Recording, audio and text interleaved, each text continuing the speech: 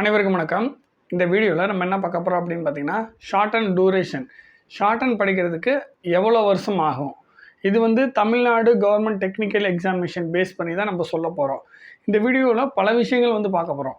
நிறைய பேர் வந்து நம்மகிட்ட கேட்குறாங்க, ஷார்ட் அண்ட்கான காம்படிஷன் அதிகமாகிட்டு தான் போகுது. பட் இருந்தாலும் ஷார்ட் அண்ட் வந்து புதுசாக ஸ்டார்ட் பண்ணலாமா வேணாமா, ஸ்டார்ட் பண்ணால் என்ன பெனிஃபிட் இருக்குது? ஸோ இதை பற்றிலாம் இந்த வீடியோவில் ரொம்ப ப்ரீஃபாக பேச போகிறோம். ஓகேங்களா?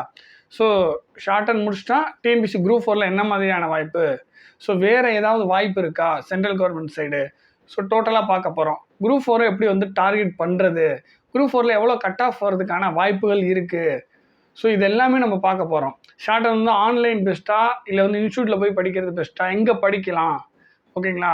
டோட்டலாக ஷார்ட் அண்ட் சம்மந்தமாக ஷார்ட் அண்ட் படிக்கணும் அப்படின்னா என்னென்ன குவாலிஃபிகேஷன் தேவைப்படுது, ஸோ ஒரு ஸ்டெனோ போஸ்ட் எடுக்கணும்னா என்ன தேவைப்படுது, டைப்ரைட்டிங்கும் ஷார்ட் அண்டும் தேவைப்படுது இல்லை. ஸோ இதை பற்றி ஃபுல் டீட்டெயில் வந்து நம்ம பார்க்க போகிறோம். கடைசியாக வந்து அதில் இருக்கக்கூடிய ரிஸ்க் என்ன, இப்போ ஷார்ட் அண்ட் படிக்கிறதுனால எவ்வளோ காலங்கள் ஆகுது, டிஎன்பிசி படிக்கிறதுனால எவ்வளோ காலங்கள் ஆகுது, ரெண்டையும் கம்பேர் பண்ண போகிறோம். இப்போ 150 கொஸ்டின்ஸ் போடுவாங்க 200க்கு, சிலர் 140 போடுவாங்க, சிலர் 160 போடுவாங்க, சிலர் 160 தாண்டி கொஸ்டின் வந்து போடுவாங்க டிஎன்பிசி குரூப் 4ல். ஸோ இதை பற்றிலாம் வந்து ப்ரீஃபாக எக்ஸ்ப்ளனேஷன் கொடுக்க போகிறேன். ஸோ அவ்வளோ கொஸ்டின்ஸ் போடுறதுக்கும் இந்த ஷார்ட் அண்ட் படிக்கிறதுக்கும் என்ன தொடர்பு இருக்குது, அதாவது இவ்வளோ கொஸ்டின் போட்டால் இந்த கட் ஆஃபில் இருந்தால் ஸ்டெனோவில் வந்து ஜாப் கிடைக்குதுங்களா, சில பேரால் 140 150 160 தாண்ட முடியாதுங்களா. ஸோ இந்த டிஎன்பிசியில் இருக்கக்கூடிய ரிஸ்க் என்ன, ஷார்ட் அண்டில் இருக்கக்கூடிய ரிஸ்க் என்ன, ஃபைனலாக வந்து ஷார்ட் அண்ட் வந்து படிக்கலாமா வேணாமா, ஒரு ஒரு வந்து ஒரு உண்மையான ஒரு அனலைசிஸ், ஒரு டீட்டெயில்டு அனலைசிஸ் இப்போ வந்து உங்களுக்கு டிஸ்பிளேயில் வரும். ஷார்ட் அண்ட் டூரேஷன் இப்போ 2025 வருஷம் நடந்துகிட்ருக்கு. இது வந்து ஒரு முழுமையான அனலைசிஸ், தமிழ்நாடு கவர்மெண்ட் டெக்னிக்கல் எக்ஸாமினேஷனுக்கு தகுந்த மாதிரி ஒரு அனலைசிஸ். ஷார்ட் அண்டோட டூரேஷன் எவ்வளோன்னு பார்க்க போகிறோம். ஷார்ட் அண்ட் வந்து எங்கே படிக்கலாம், ஆன்லைன் ஆஃப்லைன், அதாவது இன்ஸ்டியூட்டில். ஸோ அதுக்கப்புறம் டிஎன்பிசி குரூப் 4 எப்படி வந்து டார்கெட் பண்ணுறது, ஸோ டிஎன்பிசி குரூப் 4 இல்லாமல் வேறு ஏதாவது எக்ஸாம்ஸ் இருக்கா, வேறு எந்த எக்ஸாமுக்கு இந்த ஷார்ட் அண்ட் வந்து யூஸ் ஆகுது, ஸோ இதை பற்றியும் பார்க்க போகிறோம். அதுக்கப்புறம் டிஎன்பிசி குரூப் 4ஓட கட் ஆஃப் அதையும் பார்க்க போகிறோம். இப்போ 2025 ஃபியூச்சர் கட் ஆஃப் இதெல்லாம் வந்து பார்க்க போகிறோம். ரிஸ்க் என்ன, இப்போ ஷார்ட் அண்ட் படிக்கிறதுனால ரிஸ்க் மீன்ஸ் எவ்வளோ காலகட்டங்கள் விரயம் ஆகுது, ஓகேங்களா? டிஎன்பிசி படிக்கிறதுனால எவ்வளோ காலகட்டங்கள் விரயம் ஆகுது, ரெண்டையும் கம்பேர் பண்ணி நிறைய விஷயங்கள் பேச போகிறோம்.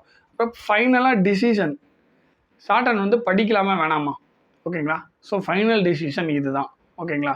இது வந்து யாருக்கு இந்த வீடியோ யூஸ்ஃபுல்லாக இருக்கும் அப்படின்னா, புதுசாக ஷார்ட் அண்ட் படிக்கலாம் அப்படின்றவங்களுக்கு கண்டிப்பாக இந்த வீடியோ 100% பயனுள்ளதாக இருக்கும். அதே மாதிரி ஷார்ட் அண்ட் பாதியில் இருக்கவங்க, ஒரு ஜூனியர் மட்டும் முடிச்சிருக்கவங்க, அல்லது ஒரு ஜூனியர் ஒரு சீனியர் முடிச்சிருக்கவங்க, அல்லது 2 ஜூனியர் முடிச்சிருக்கவங்க, எல்லாத்துக்குமே இந்த வீடியோ வந்து ஹெல்ப்ஃபுல்லாக இருக்கும். At the same time TNPSC group 4 எழுதி முடித்தவங்களுக்கும் ஹெல்ப்ஃபுல்லாக இருக்கும். ஏன்னா நம்ம அதோட கட் ஆஃப் பற்றிலாம் பேச போகிறோம். ஃபியூச்சரில் டிஎன்பிசி குரூப் 4 எழுதுகிறவங்களுக்கு, போத் இயர் முடிச்சு வச்சுருக்கீங்க பார்த்தீங்களா, அவங்களுக்கும் இந்த வீடியோ வந்து ஹெல்ப்ஃபுல்லாக இருக்கும். இது வந்து பார்த்திங்கன்னா ஒரு உண்மையான அனலைசிஸ், ஓகேங்களா? ஒரு ப்ரீஃப் அனலைசிஸ்ன்னு வச்சுக்கலாம். ஃபஸ்ட்டு வந்து ஷார்ட் அண்ட்கான டூரேஷன். ஷார்ட் அண்ட் படிக்கிறதுக்கு கிட்டத்தட்ட 2 இயர்ஸ் ஆகும். இது வந்து ஒரு ஆவரேஜாக, இதுக்கு நான் கம்மியாகவும் சொல்ல, ரொம்ப அதிகமாகவும் சொல்ல, கண்டிப்பாக நான் கம்மியாக சொல்ல. சில பேர் வந்து 1.5 வருஷத்தில் முடிக்கலாம் அப்படின்னு வாதாடுவாங்க. அதுக்கு பாசிபிள் இப்போ இருக்கக்கூடிய இந்த சுச்சுவேஷனில் இல்லை. ஏன் அப்படின்னு கேட்டிங்கன்னா, எல்லாமே முடிக்கணும். English short and junior, intermediate, senior, Tamil short and junior, senior, ஓகேங்களா? ஸோ 5 லெவல் எக்ஸாம் இருக்குது. இந்த 5 லெவல்லையுமே 5லையுமே பாஸ் பண்ணியிருக்கணும். ஸோ அங்கே தான் செக் வைக்கிறாங்க. ஸோ அப்படி இருக்கிறப்ப மினிமம் நான் சொல்கிறது இங்கே வந்து மினிமம் அல்லது ஆவரேஜுன்னு கூட வச்சுக்கலாம், ஒரு 2 இயர்ஸ் ஆகும். சார் 1.5 வருஷத்தில் முடிக்கலாமா? கண்டிப்பாக அதற்கான வாய்ப்பு இல்லை. சில பேர் வாதிடுவாங்க 1.5 வருஷத்தில் முடிக்கலான்னு. நீங்கள் ஷார்ட் அண்ட் படிக்கிறவங்ககிட்ட கேளுங்க. இங்கிலீஷ் ஷார்ட் அண்ட் சீனியர் மட்டுமே 4 வருஷம் படிக்கிறவங்க இருக்காங்க, ஓகேங்களா? இங்கிலீஷ் ஷார்ட் அண்ட் சீனியர் மட்டுமே 2 வருஷம் படிக்கிறவங்க இருக்காங்க. ஸோ அப்படி இருக்கிறப்ப ஒரு 1.5 வருஷத்தில் முடிக்கிறதுலாம் இப்போ இருக்க சுச்சுவேஷனுக்கு முடியாது, ஓகேங்களா? 2 வருஷத்தில் முடிக்கலாமா, முடிக்கலாம். 2.5 வருஷத்தில் முடிக்கலாம். ஸோ ஒரு ஆவரேஜாக ஒரு மினிமமாக ஒரு 2 இயர்ஸில் ஷார்ட் அண்ட் வந்து கம்ப்ளீட் பண்ணலாம். இப்போ வந்து ஸ்டெப் 1 என்னென்னா, 2மே ஜூனியர், தமிழில் ஜூனியர், இங்கிலீஷில் ஜூனியர் முடிக்கணும். ஸ்டெப் 1 என்ன அப்படின்னு பார்த்தீங்கன்னா, 2மே ஜூனியர், தமிழில் ஜூனியர், இங்கிலீஷில் ஜூனியர் முடிக்கணும். அதுக்கு 1 வருஷம் ஆகும். சார் ஒரு வருஷம் ஆமாம், 2 ஜூனியர் இருக்குது, 2லேயுமே நீங்கள் லெசன் முடிக்கணும், 2லேயுமே ஸ்பீடு பிக்கப் பண்ணணும். சார் 6 மாதத்தில் 2 ஜூனியர் போடுறேன் அப்படின்னீங்கன்னா ஏதாவது ஒன்றில் ஃபெயில் ஆயிடுவீங்க, அல்லது 2லேயுமே ஃபெயில் ஆயிடுவீங்க. ஸோ இது அதுதான் நான் சொல்லிட்டேன், ஒரு உண்மையான அனலைசஸ் அப்படின்னு நான் சொல்லிட்டேன். அப்போவே நீங்கள் புரிஞ்சுக்கணும், நம்ம வந்து இங்கே சொல்கிறது எல்லாம் மோஸ்ட்லி இங்கே கொடுக்குறக்கூடிய தகவல் எல்லாமே வேலிடாக இருக்கும், ரீசனபிளாக இருக்கும், உண்மையானதாக இருக்கும். ஓகேங்களா? ஸோ ஒரு வருஷம் நீங்கள் டைம் எடுத்துக்கிட்டு அந்த ஒரு வருஷத்துக்குள்ளே லெசன்ஸ் முடித்து அந்த ஒரு வருஷத்துக்குள்ளே ஜூனியர் ஸ்பீடு ப்ராக்டிஸ் பண்ணி நீங்கள் வரதுக்கு 1 இயரில் 2 ஜூனியர், தமிழில் ஜூனியர், இங்கிலீஷில் ஜூனியர் முடிக்கலாம். ஸ்டெப் 2 என்ன? தமிழில் சீனியர், இங்கிலீஷில் இன்டர்மீடியட் லெவல் அடுத்த 6 மாதம். ஸோ ஒரு வருஷம் ப்ளஸ் ஒரு 6 மாதம். அதுக்கப்புறம் ஒரு 6 மாதம் எடுத்துகிட்டு இங்கிலீஷில் சீனியர். ஸோ டோட்டலாக 2 இயர்ஸ். இப்போ அடுத்த கேள்வி என்னன்னா, சார் நான் ஷார்ட் ஹேண்ட் மட்டும் படிக்கிறேன், டைப்ரைட்டிங் படிக்கல அப்படின்னு நீங்கள் சொல்லலாம். ஆனால் அப்படி நீங்கள் சொல்கிறீங்கன்னா இதனால் எந்த யூஸும் இல்லை. ஏன்னா நீங்கள் ஷார்ட் ஹேண்ட் படித்தீங்க அப்படின்னா கூடவே சேர்ந்து டைப்ரைட்டிங்கும் முடிச்சாகணும், அல்லது டைப்ரைட்டிங் முடிச்சுட்டு இதுக்கு வரணும், இல்லை ஷார்ட் ஹேண்ட் டைப்ரைட்டிங் எல்லாம் ஒரே நேரத்தில் படிக்கலாம். சில இன்ஸ்டியூட்டில் டைப்ரைட்டிங் முடிச்சுட்டு ஷார்ட் ஹேண்ட் வாங்கம்பாங்க. ஓகேங்களா? பட் நீங்கள் வந்து டைப்ரைட்டிங்கை முடிச்சுட்டு ஷார்ட் ஹேண்டுக்கு வரலாம், டைப்ரைட்டிங் படிச்சுட்டு இருக்கும்போதே ஷார்ட் ஹேண்டுக்கு வரலாம். ஷார்ட் ஹேண்டை முடிச்சுட்டு நான் டைப்ரைட்டிங் படிக்கிறேன் அப்படின்றீங்கன்னா அது பாசிபிள் தான். ஆனால் மோஸ்ட்லி நிறைய இடத்துல ஒத்துக்க மாட்டாங்க. ஏன்னா ஸ்டெனோ டைப்பிஸ்ட் அப்படின்ற அந்த ஒரு போஸ்ட் இருக்குது பார்த்தீங்களா, அந்த போஸ்ட் டிஎன்பிஎஸ்சி குரூப் 4ல் இருக்குது. அந்த போஸ்ட்டுக்கு எலிஜிபிலிட்டி என்னன்னா, ஷார்ட் ஹேண்டில் ஒரு லோயர் ஒரு ஹையர், அதே மாதிரி டைப்ரைட்டிங்கில் ஒரு லோயர் ஒரு ஹையர். இது வந்து எலிஜிபிள். ஆனால் வேலை வாங்கணும் அப்படின்னா நீங்கள் எந்த கம்யூனிட்டியாக இருந்தாலும் வேலை வாங்கணும்னா டைப்ரைட்டிங்கில் போத் ஹையர், ஷார்ட் ஹேண்டில் போத் ஹையர். ஓகேங்களா? இது ரெண்டும் நீங்கள் சேர்த்து முடிச்சாதான் வேலைன்றது வாங்க முடியும். ஓகேங்களா? நான் ஷார்ட் ஹேண்ட் மட்டும் முடிச்சது ஷார்ட் ஹேண்ட் போஸ்ட்டுக்கு எலிஜிபிளா அப்படின்னு கேட்டிங்கன்னா எலிஜிபிள் கிடையாது. டைப்ரைட்டிங்கும் சேர்த்து முடிச்சிருந்தா தான் ஸ்டெனோ டைப்பிஸ்ட் அப்படின்ற போஸ்ட்டுக்கு எலிஜிபிள். ஏன்னா இதை வந்து ஒவ்வொரு 6 மாதத்துக்கு ஒரு தடவை ஒரு 6-7 பேர் வந்து டவுட்டு கேட்டுறீங்க நம்ம கமெண்ட் செக்ஷனில். அதனால் இதையும் வந்து நான் தெரியப்படுத்திடுறேன். ஷார்ட் ஹேண்ட் மட்டும் முடிச்சா அது வேஸ்ட்டு, டைப்ரைட்டிங்கும் ஷார்ட் ஹேண்டும் படித்தா தான் ஸ்டெனோ டைப்பிஸ்ட் அப்படின்ற போஸ்ட்டுக்கு டிஎன்பிஎஸ்சி குரூப் 4ல் வந்து நீங்கள் அப்ளை பண்ண முடியும். புரியுதுங்களா? ஸோ டைப்ரைட்டிங் போத்து, ஷார்ட் ஹேண்ட் போத்து ரெண்டுமே முடித்தா மட்டும்தான் உங்களுக்கு வேலைன்றது கிடைக்கும். வேலை வந்து பாசிபிள் ஸ்டெனோ அப்படின்ற அந்த போஸ்ட்டில். ஓகேங்களா? ஓகே. இப்போ அதே மாதிரி சிஓஏ அப்படின்றது நீங்கள் முடிச்சு வச்சுக்கிட்டீங்க அப்படின்னா ஒரு ஆடட் அட்வான்டேஜ். சிஓஏ முடிச்சு வச்சிங்கன்னா ஆடட் அட்வான்டேஜ்னா வேறு ஒன்றும் இல்லை. இப்போ நீங்கள் typewriting both higher, short and both higher முடிச்சுட்டு நீங்கள் டிஎன்பிஎஸ்சி குரூப் 4ல் ஒரு டிபார்ட்மெண்ட் சூஸ் பண்ணி நீங்கள் பாஸ் பண்ணி போய் உட்காடுறீங்கன்னு வச்சுக்கோங்க டிஎன்பிஎஸ்சி குரூப் 4ல். ஸோ இப்போ வந்து 2 வருஷத்துக்குள்ளே அந்த சிஓஏ முடிக்கணும் அப்படின்றத சொல்லியிருக்காங்க. ஓகேங்களா? ஸோ அப்படி இருக்கிறப்போ அதை முன்னாடியே முடிச்சு வச்சுக்கிட்டிங்கன்னா உங்களுக்கு ஈஸியாக இருக்கும். இல்லைனா நீங்கள் ஜாபுக்கு போனதுக்கப்புறம் 2 வருஷத்துக்குள்ளே முடிக்கணும். அந்த நோட்டிஃபிகேஷனில் டிஎன்பிஎஸ்சி குரூப் 4 நோட்டிஃபிகேஷனில் கொடுத்துருப்பாங்க. என்னென்ன சப்ஜெக்ட் இருந்தால் நீங்கள் இந்த சிஓஏ படிக்க தேவைன்னா கம்ப்யூட்டர் அப்ளிகேஷன், கம்ப்யூட்டர் சயின்ஸ், இந்த மாதிரி நீங்கள் சப்ஜெக்ட் ஏதாவது முடிச்சிருக்கீங்க டிகிரி லெவல் அப்படின்னா நீங்கள் சிஓஏ பண்ண தேவையில்ல.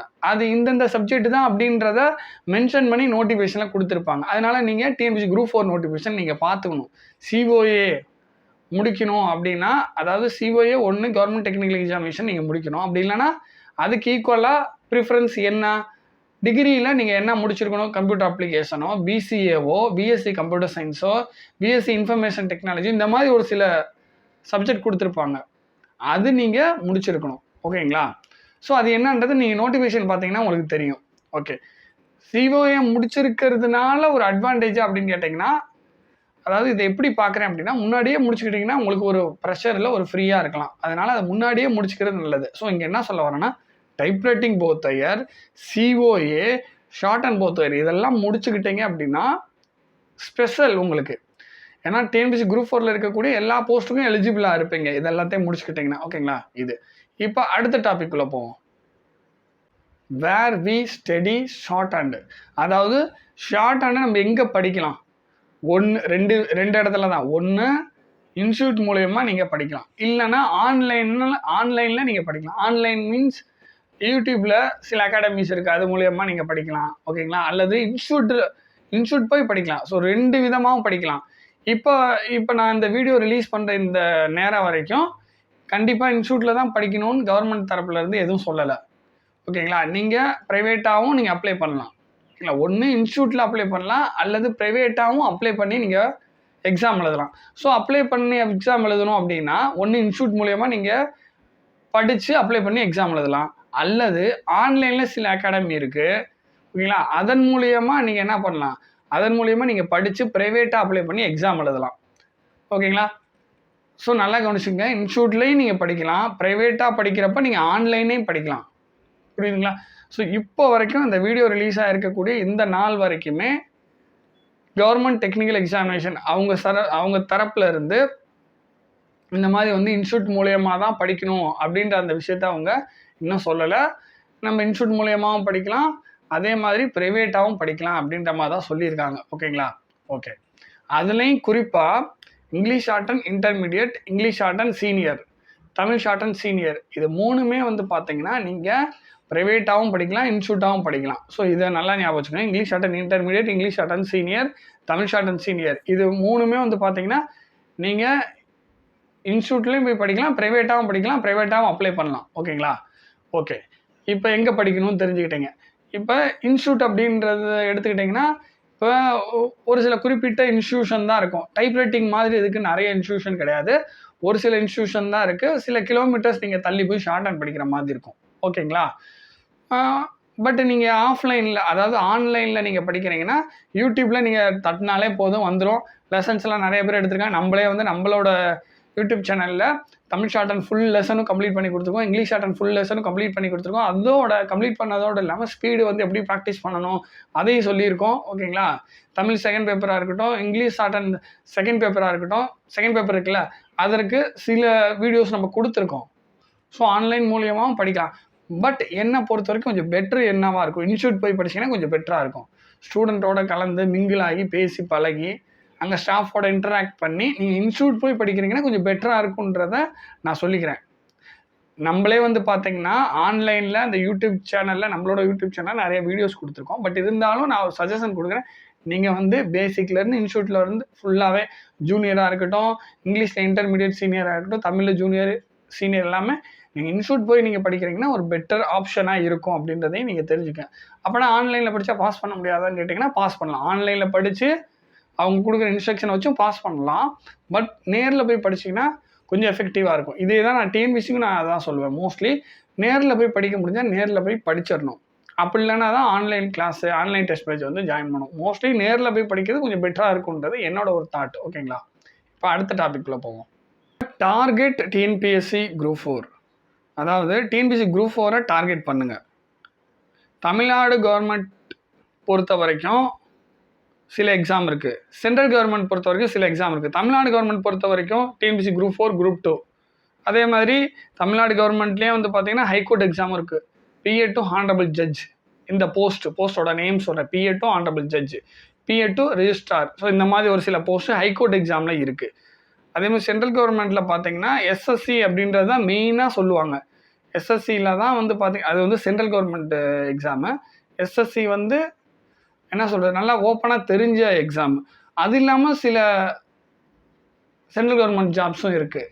அது வந்து பார்த்திங்கன்னா ஒரு 10 போஸ்ட்டு, ஒரு 20 போஸ்ட்டு, ஒரு 5 போஸ்ட்டு, 2 போஸ்ட்டு, ஒரு 30 போஸ்ட்டு இந்த மாதிரி விடுவாங்க. அது வந்து நம்ம ஆன்லைனில் நம்ம செக் பண்ணிக்கிட்டே இருக்கணும். ஓகேங்களா? இப்போ வந்து தமிழ்நாடு கவர்மெண்ட்டுன்னு எடுத்துக்கிட்டிங்கன்னா டிஎன்பிஎஸ்சி குரூப் 4ம் டிஎன்பிஎஸ்சி குரூப் 2ம் ஈஸியாக இருக்கும். அதேமாதிரி ஹார்டாக இருக்கிறது ஹைகோர்ட் எக்ஸாம் கொஞ்சம் ஹார்டாக இருக்கும். டெக்னிக்கலாக நல்லா ஸ்ட்ராங்காக இருக்கணும். ஷார்ட் ஹேண்ட்லையும் சரி, டைப்ரைட்டிங்லையும் சரி, கம்ப்யூட்டர் சம்மந்தமாகவும் கொஞ்சம் ஸ்ட்ராங்காக இந்த மூணுமே, அதாவது கம்ப்யூட்டர் சம்மந்தமாகவும் சரி, டைப்ரைட்டிங் சம்மந்தமாகவும் சரி, அதாவது கம்ப்யூட்டர் சம்மந்தமாக அப்படின்றதுக்கான அர்த்தம் என்னென்னா, நீங்கள் சிஓஏ படிச்சிருப்பீங்களா, அது சம்மந்தமாக நல்லா ஸ்ட்ராங்காக இருக்கணும். Microsoft Excel, word, power point, so இந்த மாதிரி விஷயங்கள், பேசிக்கான கம்ப்யூட்டர் விஷயங்கள்லாம் நீங்கள் ஸ்ட்ராங்காக இருக்கணும். ஓகேங்களா? அதே மாதிரி ஷார்ட் ஹேண்டில் நீங்கள் ஸ்ட்ராங்காக இருக்கணும். ஓகேங்களா? அதே மாதிரி டைப்ரைட்டிங்லேயும் நீங்கள் ஸ்ட்ராங்காக இருக்கணும். இதெல்லாம் டெக்னிக்கலாக நீங்கள் ஸ்ட்ராங்காக இருக்கணும். இது இல்லாமல் வேறு ஒரு சில ரவுண்ட்ஸும் இருக்கும். கொஞ்சம் ஸ்ட்ராங்காக இருந்தீங்கன்னா ஹைகோர்ட்டில் எக்ஸாமில் நீங்கள் ப்ளேஸ் ஆகிடலாம். ஆனால் கொஞ்சம் ஹார்டாக இருக்கும். அதான் ஹார்டுன்னு கொடுத்துருப்பேன் நான்.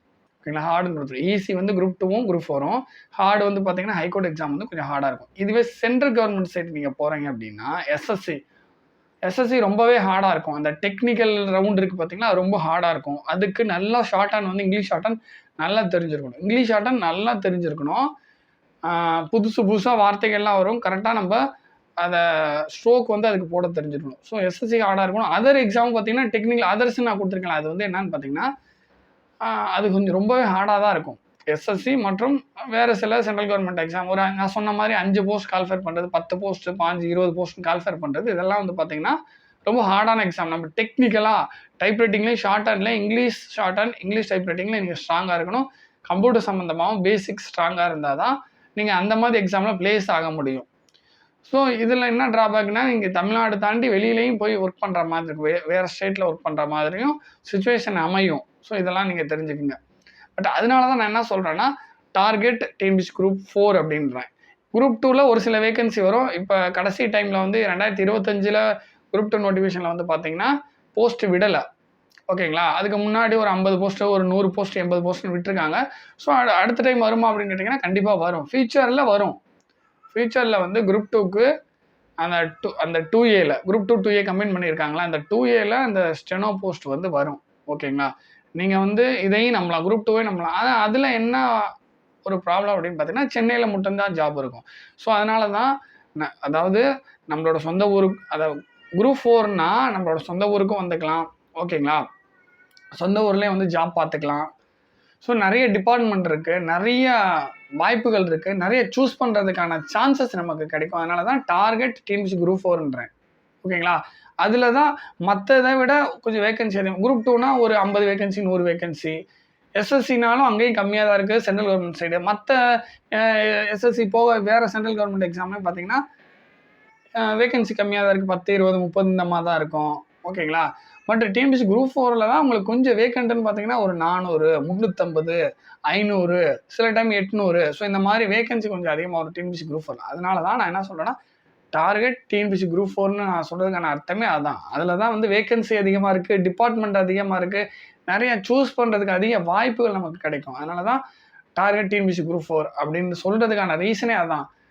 சிலர் வந்து நினைக்கலாம் சென்ட்ரல் கவர்மெண்ட் எக்ஸாம்லாம் இருக்குது அங்கே போகலான்ட்டு, பட் அங்கே ஹார்டாகவும் இருக்கும், நம்ம இப்போ நினச்ச இடத்துக்கு வர முடியாது, இந்த மாதிரி ட்ராபேக்லாம் இருக்குது. அதனால தான் நான் மோஸ்ட்லி ஸ்டூடெண்ட்டிட்ட சொல்கிறது டிஎன்பிஎஸ்சி குரூப் 4 டார்கெட் பண்ணுங்கள். நல்ல டிஎன்பிஎஸ்சி குரூப் 4 டார்கெட் பண்ணும்போது நிறைய டிபார்ட்மெண்ட் சூஸ் பண்ணுறதுக்கான வாய்ப்புகள் அமையும், சொந்த ஊருக்கு கிடைக்கிறதுக்கான வாய்ப்புகள் அமையும், வேறு ஊர் கிடைச்சாலும் நம்ம சொந்த ஊருக்கு ஃபியூச்சரில் வந்துக்கலாம். இந்த மாதிரி நிறையா வாய்ப்புகள் இருக்கிறதுனால டிஎன்பிஎஸ்சி குரூப் 4 டார்கெட் பண்ணுங்கள் அப்படின்ற மாதிரி நான் சொல்கிறேன். டிஎன்பிஎஸ்சி குரூப் 4 கட் ஆஃப் ஒரு அரௌண்ட் வந்து ஒரு 200க்கு 150 கொஸ்டின்ஸ் கிட்ட வரதுக்கான வாய்ப்புகள், 145 to 150 கொஸ்டின்ஸ் வரதுக்கான வாய்ப்புகள். இப்போ அதாவது நான் எந்த எக்ஸாமும் மென்ஷன் பண்ணி சொல்லலை. இப்போ வந்து இயர் வந்து பார்த்தீங்கன்னா 2025 நடந்துட்டுருக்கு. இயர் வந்து 2025 நடந்துட்டுருக்குங்களா. இந்த இயர் 2025 இப்போ இருக்க சுச்சுவேஷனுக்கு ஒரு 145லேருந்து 150, 200க்கு 145லேருந்து 150 ஸ்டெனோவுக்கு கட் ஆஃப் வரதுக்கான வாய்ப்புகள் இருக்குது இப்போ இந்த ஸ்டேஜில். ஃபியூச்சரில் வந்து பார்த்தீங்கன்னா ஃபியூச்சரில் ஒரு 5 கொஸ்டின் கூட போடலாம், 150லேருந்து ஒரு 155க்கு போகலாம் ஃபியூச்சரில். அதுக்கு மேலே போகிறதுக்கான வாய்ப்புகள் குறைவு தான், ஓகேங்களா. ஸோ இப்போ இருக்க சுச்சுவேஷனுக்கு ஒரு 150, ஃபியூச்சரில் கட் ஆஃப் என்னவா வரும் டிஎன்பிஎஸ்சி குரூப் 4ன்னு பார்த்தீங்கன்னா ஒரு 150 வரைக்கும், ஒரு 155 வரைக்கும் போகிறதுக்கான சான்சஸ் இருக்குது, ஓகேங்களா. இது வந்து கட் ஆஃபாக நான் ப்ரெடிக்ஷன் பண்ணுறேன். இதுக்கு முன்னாடிலாம் பார்த்தீங்கன்னா 2020 21 22 23 எல்லாம் 24 இதெல்லாம் பார்த்தீங்கன்னா கட் ஆஃப் வந்து இருக்க கொஞ்சம் கூட வந்துக்கிட்டே இருந்துச்சு.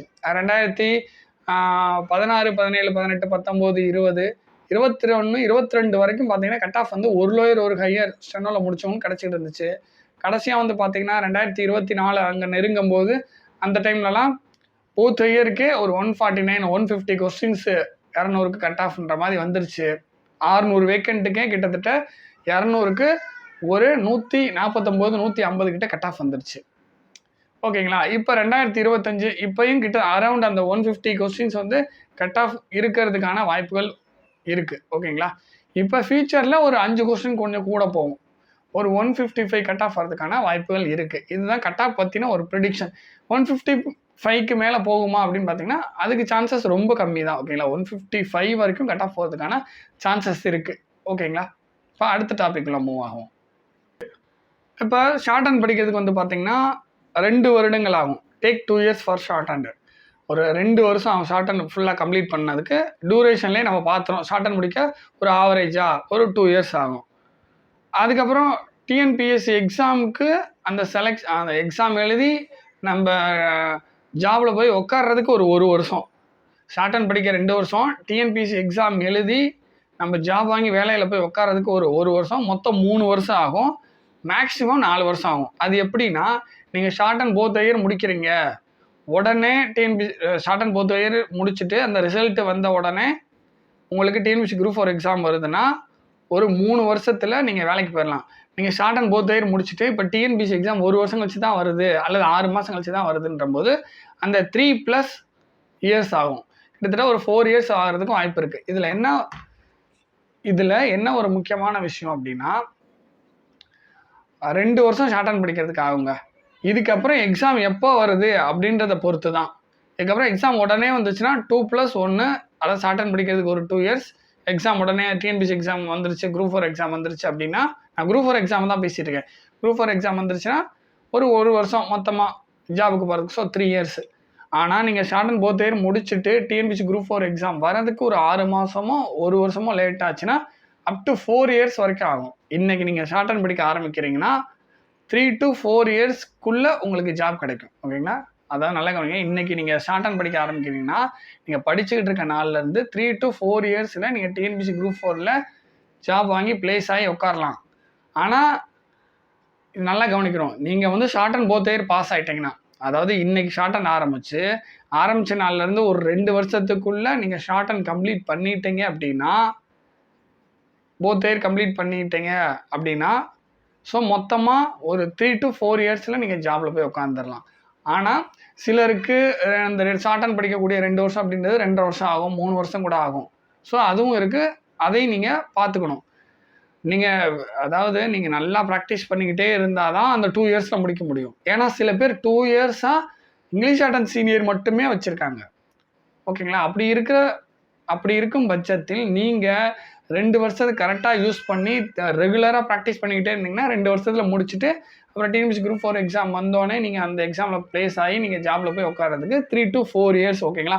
நீங்கள் கரெக்டாக படிச்சிங்கன்னா 3 to 4 இயர்ஸ்க்குள்ளே முடிச்சிடலாம். இது உண்மையான விஷயம். இப்போ அடுத்த டாப்பிக்கில் போவோம். டிசிஷன். ஷார்ட் அண்ட் படிக்கலாமா? டிசிஷன் வந்து நீங்கள் எடுக்க போகிறீங்க. அந்த டிசிஷன் நீங்கள் எடுக்கிறதுக்கு என்னோட ஒரு சில வார்த்தைகள் வந்து உங்களுக்கு உதவியாக இருக்கும். டிசிஷன் ஷார்ட் அண்ட் படிக்கலாமா வேணாமா? நல்லா கவனிங்க. டிஎன்பிஎஸ்சி குரூப் 4ல் ஒரு 155 கொஸ்டின்ஸை தாண்ட முடியல. சிலருக்கு தாண்ட முடியாமல் இருக்கும், சிலருக்கு 140 கொஸ்டின்ஸ் தாண்ட முடியாமல் இருக்கும், சிலருக்கு 150 கொஸ்டின்ஸ் தாண்ட முடியாமல் இருக்கும், சிலருக்கு எழுதிக்கிட்டே இருப்பாங்க. அந்த 140லேருந்து 160 கொஸ்டின்ஸ் வரைக்கும் தான் வரும்.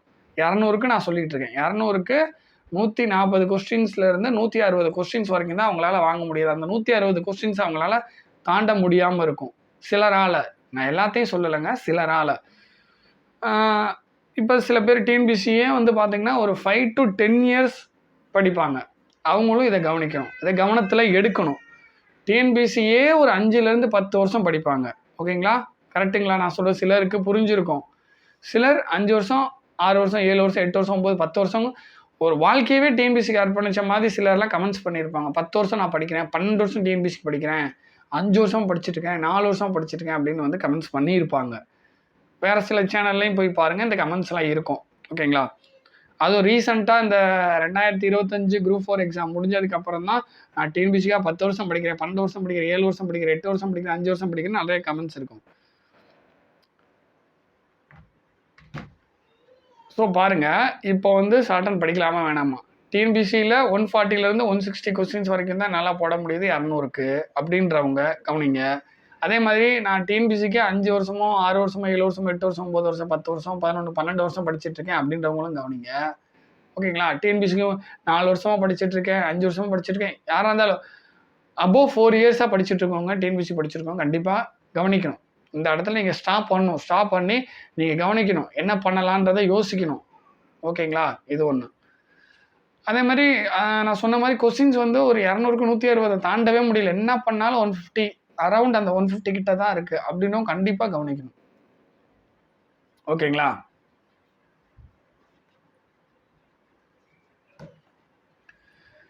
இப்போ நல்லா கவனிங்க. இப்போ ஷார்ட் அண்ட் படிக்கிறதுக்கு நான் சொன்ன மாதிரி ஒரு ஆவரேஜாக நீங்கள் ஷார்ட் அண்ட்லாம் கரெக்டாக படிச்சுட்டு டிஎன்பிஎஸ்சியில் ப்ளேஸ் ஆகி உள்ளே போகிறதுக்கு ஷார்ட் அண்ட் படிக்கிற நாள்லேருந்து நீங்கள் டிஎன்பிஎஸ்சி குரூப் 4 ஜாப் வாங்குற வரைக்கும் ஒரு 4 இயர்ஸ் ஆகுது. ஓகேங்களா? அதே மாதிரி டிஎன்பிஎஸ்சியே 4 வருஷம் 5 வருஷம் படிச்சும் வேலை கிடைக்காம சிலருக்கு இருக்குது. ஸோ பாருங்கள், 2 விதமான பீப்புளும் இருக்காங்க. அதாவது டிஎன்பிஎஸ்சி நான் 5 வருஷம் படிக்கிறேன், டிஎன்பிஎஸ்சியே 10 வருஷம் படிக்கிறேன், டிஎன்பிஎஸ்சியால் வாழ்க்கை போச்சு அப்படின்னு சொல்கிற ஒரு குரூப் ஆஃப் கேண்டிடேட்ஸ் இருக்காங்க. அதே மாதிரி ஷார்ட்டன் படித்ததுனால என் வாழ்க்கை போச்சு அப்படின்னு சொல்கிற ஒரு குரூப் ஆஃப் கேண்டிடேட்ஸ் இருக்காங்க. ஆனால் ரெண்டுமே டிஎன்பிஎஸ்சி நல்லா படித்தவங்களும் ஜாபுக்கு போயிருக்காங்க. ஷார்ட்டன் நல்லா படிச்சுட்டு டிஎன்பிஎஸ்சி குரூப் 4ல் ஜாபுக்கு போயிருக்காங்க. ரெண்டுமே பாசிட்டிவும் இருக்குது, நெகட்டிவும் இருக்குது. ஃபஸ்ட்டு அதை நீங்கள் வந்து புரிஞ்சுக்கணும். ஓகேங்களா? அதாவது ஷார்ட்டன்டே 5 வருஷம் 6 வருஷம் படிக்கிறவங்களும் இருக்காங்க. அவங்களால போக முடியல. ஷார்ட்டன் படிச்சுட்டு இப்போ 150 200க்கு 150 கொஸ்டினும் முன்னாடி வாங்கிட்டு இருந்தவங்க இப்போ அவங்களே வந்து 150 கொஸ்டின் வாங்க முடியலன்னு இருக்காங்க 200க்கு. இப்போ அந்த சைடு டிஎன்பிஎஸ்சி படிக்கிறவங்கள யோசிச்சு பாருங்கள். 5 வருஷம் படிக்கிறேன், 10 வருஷம் படிக்கிறேன், 8 வருஷம் படிக்கிறேன்றீங்க அவங்களும் இருக்காங்க. ஸோ இது ரெண்டுமே நான் எப்படி பார்க்குறேன்னா, எதுலேயுமே நீங்கள் நல்லா கவனம் செலுத்தி நீங்கள் படிக்கணும். உங்களோட உழைப்பை போட்டால் தான் பாஸ் பண்ண முடியும். ஷார்ட் அண்டு 2 வருஷத்தில் போத் இயர் முடிச்சிங்கன்னா அடுத்த 1 or 2 இயர்ஸ்க்குள்ளே நீங்கள் வேலைக்கு போகலாம். இது வந்து அசைக்க முடியாத உண்மை. ஓகேங்களா? ஷார்ட் அண்ட் போத் இயர் நீங்கள் கம்ப்ளீட் பண்ணிட்டீங்க. அடுத்து டிஎன்பிஎஸ்சிக்கு படித்து ஒரு 150 155 கொஸ்டின்ஸ் போட்டீங்க அப்படின்னா வேலைக்கு போயிடலாங்களா? 3 to 4 இயர்ஸில் வேலை முடிஞ்சிருச்சுங்களா? அதே மாதிரி டிஎன்பிஎஸ்சி குரூப் 4 நீங்கள் படிக்கிறீங்க, டிஎன்பிஎஸ்சிக்கு படிக்கிறீங்கன்னா கண்டினியூவாக தொடர்ச்சியாக ஒரு 1.5 வருஷம், மினிமம் 1 வருஷம், மேக்ஸிமம் நீங்கள் வந்து ஒரு 2 வருஷம் எடுத்துக்கலாம். 1 or 2 இயர்ஸில் நீங்கள் டிஎன்பிஎஸ்சிக்கு நல்லா தரவாக நீங்கள் படிச்சுட்டு அடுத்த 1 இயர் ஒரு எப்படி சொல்கிறதுனா, இது எப்படி நான் பார்க்குறேன்னா 1 இயர் நீங்கள் டிஎன்பிஎஸ்சி படிச்சுட்டு அடுத்த 1 இயரில் நீங்கள் வேலை வாங்கிட்டு போயிடலாம். ஸோ 2 இயர்ஸ் டிஎன்பிஎஸ்சியில் நீங்கள் வேலை வாங்கிட்டு போகிறதுக்கான வாய்ப்புகள் இருக்குது. ஆனால் இப்படி நான் சொல்கிறத மறுக்கக்கூடிய ஆட்களும் இருக்குது. ஏன்னா 5 வருஷம் படிக்கிறேன், 10 வருஷம் படிக்கிறேன்றாங்க. ஓகேங்களா? ஆனால் 1 இயர் 2 இயர் டிஎன்பிஎஸ்சி படித்து வேலை வாங்கிட்டு போனவங்களும் இருக்காங்க. 5 வருஷம் 10 வருஷம் டிஎன்பிஎஸ்சிக்கு படித்து வேலை கிடைக்காதவங்களும் இருக்காங்க. ஸோ இதையும் நீங்கள் புரிஞ்சுக்கணும். ஷார்ட்டன்லேயும் அப்படி தான் 2 வருஷத்தில் போத் இயர் முடிச்சு அடுத்த 1 or 2 இயரில் வேலை வாங்கிட்டு போனவங்களும் இருக்காங்க. ஷார்ட்டண்டை தொடங்கிட்டு கம்ப்ளீட் பண்ண முடியாமல் 4-5 வருஷம் தவிக்கிறவங்களும் இருக்காங்க. இந்த சைடும் எக்ஸ்ட்ரீம் இருக்குது, இந்த சைடும் எக்ஸ்ட்ரீம் இருக்குது. நீங்கள் வந்து சூஸ் பண்ணுறது உங்களோட கையில் தான் இருக்குது. ஓகேங்களா? ஸோ நீங்கள் முடிவெடுங்க. இதெல்லாம் கேட்டுட்டிங்களா? அப்போ நீங்கள் முடிவெடுங்க. ஷார்ட்டன் படிக்கலாமா, டிஎன்பிஎஸ்சி படிக்கலாமான்னு நீங்கள் தான் முடிவெடுக்கணும். பாதியில் இருக்கிறவங்க, ஷார்ட்டன் பாதியில் இருக்கவங்க, டிஎன்பிஎஸ்சி பாதியில் படிச்சுட்டு இருக்கவங்களும் நீங்கள் உங்களோட ஓன் டிசிஷனுக்கு விட்டுறேன். ஆனால் கடைசியாக ஒரு சில வரிகள் நான் சொல்லிக்கிறேன். என்ன அப்படின்னா, இப்போ டிஎன்பிஎஸ்சி 4-5 வருஷம் படிச்சுட்டு இருப்பீங்க. உங்களால் ஒரு 150 தாண்ட முடியலன்றவங்க இருப்பீங்களே. 200க்கு 150 கொஸ்டின்ஸ் தாண்ட முடியல, 155 கொஸ்டின்ஸ் தாண்ட முடியல, 160 கொஸ்டின்ஸை தாண்ட முடியல. இவங்கெல்லாம் அந்த இடத்துல ஸ்டாப் பண்ணிவிட்டு நீங்கள் நல்லா யோசிக்கணும். ஒரு 4-5 வருஷமாக ஒரு 3 குரூப் 4 4 குரூப் 4 எழுதிட்டு இருப்பீங்க. 140 கொஸ்டின்ஸ் போட்டிருப்பீங்க, 130 கொஸ்டின்ஸ் போட்டிருப்பீங்க, 120 கொஸ்டின்ஸ் போட்டிருப்பீங்க, 150 கொஸ்டின்ஸ் போட்டிருப்பீங்க, 145 155 இந்த மாதிரி கொஸ்டின்ஸ் போட்டிருப்பீங்க. 4 குரூப் 4 எழுதியிருப்பீங்க, 3 குரூப் 4 எழுதியிருப்பீங்க. 4 வருஷம் 5 வருஷம் ஆயிருக்கும், சிலருக்கு 8 வருஷம் ஆயிருக்கும். ஸோ இந்த மாதிரி இருந்து உங்களுக்கு 6 வருஷம் 7 வருஷம் ஆயிடுச்சு, 5 வருஷம் ஆயிடுச்சு. பெட்ரு நீங்கள் ஷார்ட்டன் முடிச்சிருந்தீங்கன்னா இந்நேரம் வேலைக்கு போயிருக்கலாம். ஸோ அந்த ஒரு உண்மையும் இருக்குது. நீங்கள் கரெக்டாக ஷார்ட்டன் டிஎன்பிஎஸ்சிக்கு போட்ட எஃபர்ட்டை நீங்கள் ஷார்ட்டனில் கரெக்டாக போடுறீங்க அப்படின்னா கண்டிப்பாக வேலைக்கும் போக முடியும் அப்படின்றதையும் நான் இந்த இடத்துல நான் சொல்லிக்கிறேன். புரியுதுங்களா? ஏன்னா ஒரு 5 வருஷமாக டிஎன்பிஎஸ்சிக்கு ட்ரை பண்ணியிருக்கோம், இன்னும் வேலைக்கு போகலன்றதை விட நான் 2 வருஷத்தில் ஷார்ட்டன் போத் இயர் கம்ப்ளீட் பண்ணிட்டேன். இப்போ நான் வந்து எல்லா போஸ்ட்டுக்கு எலிஜிபிளாக இருக்கேன் அப்படின்னு இருக்கப்போ உங்களுக்கு வேலை வாங்குறது கொஞ்சம் ஈஸியாக இருக்கும். டிஎன்பிஎஸ்சியும் 5 வருஷம் படித்து எதுவுமே நடக்கலைன்றவங்க நீங்கள் என்ன ஒரு 5 வருஷம் முன்னாடி போய் யோசிச்சு பாருங்கள். 5 வருஷத்துக்கு முன்னாடியே நம்ம டைப் ரைட்டிங், ஷார்ட்டன், சிஓஏ எல்லாம் ஸ்டார்ட் பண்ணியிருந்தோன்னா இந்நேரம் டைப் ரைட்டிங் முடிச்சிருப்போம், ஷார்ட்டன் முடிச்சிருப்போம், சிஓஏ முடிச்சிருப்போம், வேலைக்கும் போயிருப்போம் டிஎன்பிஎஸ்சி குரூப் 4ல். அப்படி இல்லையா, இந்த 5 வருஷத்தில் இதெல்லாம் முடிச்சுட்டு இப்போ எலிஜிபிளாக இருந்திருப்போம். இப்போ அடுத்த குரூப் 4க்கு நம்ம வேலைக்கு ஈஸியாக போயிடலாம் அப்படின்ற மாதிரி ஒரு விஷயமும் நடக்கும். புரியுதுங்களா? இப்போ நீங்கள் type writing both year, shorthand both year நீங்கள் முடிக்கிறீங்கன்னா டிஎன்பிஎஸ்சி கால்ஃபர் பண்ணக்கூடிய அனைத்து போஸ்ட்டுக்கும் எலிஜிபிளாக இருப்பீங்க. ஃபார் எக்ஸாம்பிள், இப்போ டிஎன்பிஎஸ்சி வந்து ஒரு 5000 வேகன்சி வருதுன்னு வச்சுக்கோங்க. ஃபார் எக்ஸாம்பிளுக்கு நான் சொல்கிறேன், ஒரு 5000 வேகன்சி வருதுன்னா கிட்டத்தட்ட அதில் ஒரு 3000 வேகன்சி ஜூனியர் ஸ்டூடெண்ட்டுக்கு, ஃபார் எக்ஸாம்பிளுக்கு சொல்கிறேங்க, 3000 வேகன்சி ஜூனியர் ஸ்டூடெண்ட்டுக்கு, ஒரு 1500 வேகன்சி டைப்பிஸ்ட்டுக்கு, ஒரு 500 வேகன்சி ஸ்டெனோவுக்கு, இந்த மாதிரி பிரிக்கிறாங்கன்னா நீங்கள் டைப் ரைட்டிங்கும் ஷார்ட் ஹேண்டும் இல்லைன்னா 5000ல் 2000 அவுட்டு. மீதி 3000 போஸ்ட்டுக்கு தான் எலிஜிபிளாக இருப்பீங்க. ஸோ கால்ஃபேர் பண்ணக்கூடிய 5000 போஸ்ட்டில் வெறும் 3000 போஸ்ட்டுக்கு தான் எலிஜிபிளாக இருப்பீங்க. புரியுதுங்களா? அங்கேயே உங்களுக்கு வேகன்சி உங்களுக்கு 5000 கிடையாது, 3000 தான். இப்போ நீங்கள் டைப்ரைட்டிங் சேர்ந்து முடிச்சிருக்கீங்கன்னா 3000 ப்ளஸ் ஒரு 1500 டைப்ரைட்டிங் போஸ்ட் விடுறாங்கன்னா, ஸோ ஒரு 5000ல் 4500 போஸ்ட்டுக்கு எலிஜிபிளாக இருப்பீங்க, 500 போஸ்ட்டுக்கு எலிஜிபிள் இல்லை. ஸோ அங்கேயும் உங்களுக்கு அடி வாங்குது. 5000ல் 4500 போஸ்ட்டுக்கு தான் எலிஜிபிள். உங்களை பொறுத்தவரைக்கும் 4500 தான் வேகன்சி. இதே ஸ்டெனோ போத் இயர் முடிச்சிருந்தா 5000 போஸ்ட்டுக்கும் எலிஜிபிளாக இருப்பீங்க. இப்போ ரீசெண்டாக ஃபாரஸ்ட் வாட்சர் இதெல்லாம் போடுறாங்களா? இப்போ அதுக்கெல்லாம் 11th 12th வந்து நம்ம ஃபர்ஸ்ட் குரூப் முடிச்சிருக்கணும்னு சொல்கிறாங்கல்ல, அது வந்து நம்ம முடிஞ்சு போனது, அதை நம்ம மாற்ற முடியாது. ஆனால் இப்போ நடந்துட்டு இருக்க இந்த விஷயத்த டைப்ரைட்டிங் ஷார்ட்ஹேண்ட்லாம் நம்ம முடிச்சு நம்ம இந்த விஷயத்த மாற்ற முடியல, நம்ம கையில் தானே இருக்குது. யார் வேணாலும் டைப்ரைட்டிங் ஷார்ட்ஹேண்ட் படிக்கலாம்ல. நீங்கள் 10th பாஸ் ஆகிருந்தால் போதும், டைப்ரைட்டிங் ஷார்ட்ஹேண்ட் படிக்கலாம். ஓகேங்களா? 10th பாஸ் ஆகிருந்தால் குரூப் 4 எழுதலாம். ஸோ நீங்கள் 10th ஒன்று பாஸ் ஆகிருந்தாலே டைப்ரைட்டிங் ஷார்ட்ஹேண்டு டிஎன்பிசி எல்லாமே நீங்கள் படிக்கலாம். ஓகேங்களா? ஒன்றும் இதுக்கு ஷார்ட்ஹேண்ட் படிக்கிறதுக்கு பெரிய குவாலிஃபிகேஷன்லாம் இல்லை. ஷார்ட்ஹேண்ட் படிக்கிறதுக்கு 10th முடிச்சிருந்தா போதும். டைப்ரைட்டிங் படிக்கிறதுக்கு 10th முடிச்சிருந்தா போதும். அதாவது ஒரிஜினல் எலிஜிபிலிட்டி 8th அப்படி இப்படின்னு சொல்லுவாங்களா? பட் என்ன அப்படின்னா உங்ககிட்ட 10th சர்டிஃபிகேட் இருந்தால் எந்த பிரச்சனையும் இல்லை. 10th நீங்கள் பாஸ்னா டைப்ரைட்டிங் ஷார்ட்ஹேண்ட் சிஓஏ எல்லாமே படிக்கலாம். ஓகேங்களா? ரொம்ப சிம்பிள் உங்களுக்கு. ஓகேங்களா? சிஓஏ படிக்கிறதுக்கு சில எலிஜிபிலிட்டி இருக்கும், அது வேற. பட் ஷார்ட்ஹேண்ட், டைப்ரைட்டிங், டிஎன்பிசி குரூப் 4 இது 3 படிக்கிறதுக்கு 10th தான் குவாலிஃபிகேஷன். ஸோ இதை தெரிஞ்சுக்கிங்க. ஒரு வேக்கன்சியில் குரூப் 4 வேக்கன்சியில் கால்ஃபேர் பண்ணக்கூடிய எல்லா போஸ்ட்டுக்கும் நீங்கள் எலிஜிபிளாக இருக்கணும் அப்படின்னா 10th முடிச்சிருக்கணும், டைப்ரைட்டிங் முடிச்சிருக்கணும், ஷார்ட்ஹேண்ட் முடிச்சிருக்கணும். இதெல்லாம் முடிச்சிருந்தீங்கன்னா எல்லா போஸ்ட்டுக்கும் எலிஜிபிளாக இருப்பீங்க. ஸோ எப்படி பார்த்தாலும் ஜூனியர் ஸ்டாண்டை விட டைப்பிஸ்ட்டுக்கு கட் ஆஃப் கம்மியாக தான் வரும், டைப்பிஸ்ட்டை விட ஷார்ட்ஹேண்டுக்கு கட் ஆஃப் கம்மியாக தான் வரும். ஷார்ட்ஹேண்டை விட, அதாவது டைப்ரைட்டிங்கை விட ஷார்ட்ஹேண்டுக்கு என்றைக்குமே கட் ஆஃப் அதிகமாக வராது. ஏன்னா ஃபஸ்ட்டு ஜூனியர் ஸ்டாண்ட் சூஸ் பண்ணி முடிச்சிடுறாங்களா, அங்கே ஒரு கட் ஆஃப் ஒரு 170 கொஸ்டின் வருதுன்னா 170 கொஸ்டின் வருதுன்னா டைப்ரைட்டிங்க்கு ஒரு 5 to 8 கொஸ்டின்ஸ் வந்து கம்மியாக வர்றதுக்கான வாய்ப்புகள் இருக்குது. ஓகேங்களா? ஒரு 162லேருந்து ஒரு 165 வரைக்கும் கட் ஆஃப் வரும். ஓகேங்களா? வரதுக்கான வாய்ப்புகள் இருக்குது. 162லேருந்து 165 வரைக்கும். இப்போ ஷார்ட்ஹேண்டுக்கு எடுத்துக்கிட்டிங்கன்னா இப்போதைக்கு அதை விட ஒரு 10 கொஸ்டின் கம்மியாக வருது, ஒரு 150 வருது. டைப்ரைட்டிங்கும் ஒரு 162 கட் ஆஃப்னு வச்சுக்கோங்க. ஷார்ட்ஹேண்டுக்கு ஒரு 150, 151 இப்படி கட் ஆஃப் வந்துட்டுருக்கு. ஓகேங்களா? இதுவே இன்னும் ஷார்ட்ஹேண்டுக்கு கட் ஆஃப் அதிகரித்தா கூட நல்லா கவனிங்க, ஜூனியர் ஸ்டாண்டுக்கும் டைப்ரைட்டிங்க்கும் ஒரு 5லேருந்து 8 கொஸ்டின் டிஃபர் ஆகும். டைப்ரைட்டிங்கும் ஷார்ட்ஹேண்டுக்கும் ஒரு 5 கொஸ்டின்லேருந்து 8 கொஸ்டின் டிஃபர் ஆகும் அந்த இடத்துலையும். உங்களுக்கு புரியுதுங்களா? எப்போ இருந்தாலும் டைப்ரைட்டிங்கை விட ஷார்ட்ஹேண்டு கட் ஆஃப் கம்மியாக தான் வரும். ஸோ ஷார்ட்ஹேண்ட் படிக்கலாமா வேணாமான்றதை நீங்கள் முடிவு பண்ணி, சப்போஸ் ஷார்ட்ஹேண்ட் படிக்கலாம்னு முடிவு பண்ணுறீங்கன்னா 2 வருஷத்தில் போத் இயர் கம்ப்ளீட் பண்ணிங்கன்னா உங்களுக்கு பெனிஃபிட் ஏகப்பட்ட பெனிஃபிட் இருக்குது. ஏகப்பட்ட பெனிஃபிட்னா ஜூனியர் ஸ்டாண்டை விட டைப்பிஸ்ட் கட் ஆஃப் கம்மியாக வருது, டைப்பிஸ்ட்டை விட ஷார்ட்ஹேண்ட் கட் ஆஃப் கம்மியாக வருது. அந்த ஒரு கொஸ்டினோட வேல்யூ நீங்கள் ஷார்ட்ஹேண்ட் முடிச்சிங்கன்னா உங்களுக்கு தெரியும். ஏன்னா இங்கே வந்து உங்களுக்கு 5லேருந்து 8 கொஸ்டின் கிடைக்குது. 2 வருஷம் நீங்கள் கஷ்டப்பட்டு ஷார்ட்ஹேண்ட் போத் இயர் முடிச்சிட்டிங்கன்னா உங்களுக்கு ஒரு 8 கொஸ்டின் கிடைக்குது. நீங்கள் கம்மியாக வச்சுக்கிட்டாலும் ஒரு 5 கொஸ்டினாவது கிடைக்கும் உங்களுக்கு. புரியுதுங்களா? அந்த 5 கொஸ்டினோட வேல்யூ ஒரு கொஸ்டினில் வேலை போனவன்கிட்ட கேளுங்க, அப்போ தெரியும். ஸோ ஷார்ட்ஹேண்ட் படிக்கணும் முடிவு பண்ணிங்கன்னா போத் இயரை 2 வருஷத்தில் முடிச்சிங்கன்னா உங்களுக்கு பெனிஃபிட்டு. இல்லை டிஎன்பிசி படிக்கணும்னு முடிவு பண்ணுறீங்கன்னா கடுமையாக போராடி 2 வருஷத்துக்குள்ளே மேக்ஸிமம் உங்களால் எவ்வளோ படிக்க முடியுமோ அவ்வளோ படித்து வரக்கூடிய கால்ஃபாரில் நீங்கள் வேலைக்கு போயிடணும். ஓகேங்களா? ஸோ இதுதான். எப்படி வேணாலும் டிசிஷன் எடுங்க. இவ்வளோ விஷயங்களில் உங்களுக்குள்ளே செலுத்தியிருக்கேன், இவ்வளோ விஷயங்கள் பேசியிருக்கேன், இதெல்லாம் நீங்கள் கவனமாக கவனிச்சிருப்பீங்க. ஸோ இப்போ வந்து டிசிஷன் எடுங்க. தேங்க்யூ.